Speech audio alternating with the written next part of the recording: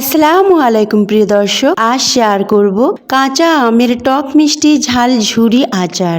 আচারটি খেতে কিন্তু দারুণ মজার হয়।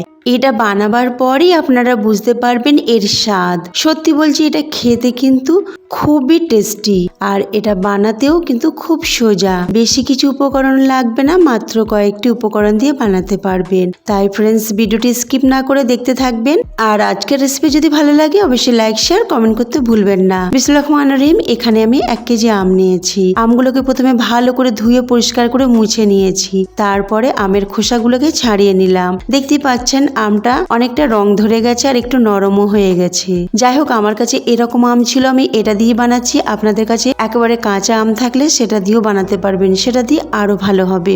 তো আমি খোসা ছাড়িয়ে পাতলা পাতলা করে কেটে নিলাম। তারপরে সেগুলোকে লম্বা লম্বা করে কেটে নিলাম।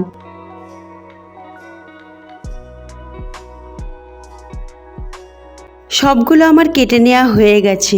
দেখুন, আমি এই রকম কেটে নিয়েছি। আর যে আটিগুলো বেঁচে যাচ্ছে ওগুলোকে আমি চাটনি বানিয়ে নেব। এবারে কুচি করা আমগুলোকে একটা বড় কড়াতে নিয়ে নিলাম। আর এতে দিয়ে দেব 250 গ্রাম চিনি।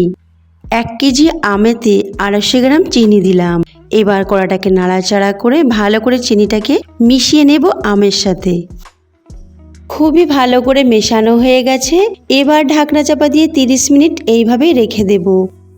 30 মিনিট পর ফিরে আসছি। দেখুন, চিনি গলে একেবারে পানিতে পরিণত হয়েছে আর আম ভেসে উঠেছে উপরে। এবার এটাকে গ্যাসের চুলায় বসিয়ে দেব। আর গ্যাসের চুলায় বসিয়ে দিয়ে এটাকে প্রথমে 10 মিনিট জোর আঁচে রান্না করব।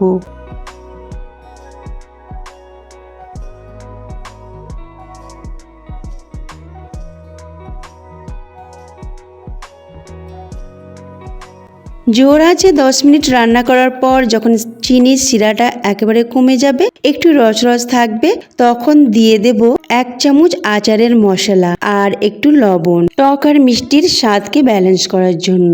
আচারের মশলার লিঙ্কটা আমি ডেসক্রিপশন বক্সে দিয়ে রাখবো, সেখানে দেখে নিতে পারেন। এবার ভালো করে একটু নাড়াচাড়া করে মিশিয়ে নেব।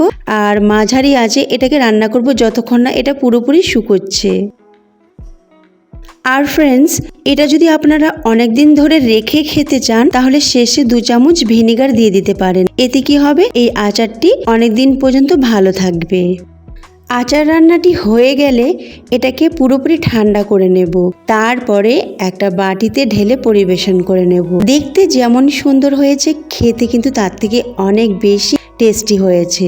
তো অবশ্যই এই আচারটি একবার বানাবেন আর আমাকে কমেন্ট করে জানাবেন কেমন আপনাদের লেগেছে। ভালো লাগলে অবশ্যই একটা লাইক করবেন। আল্লাহ হাফিজ।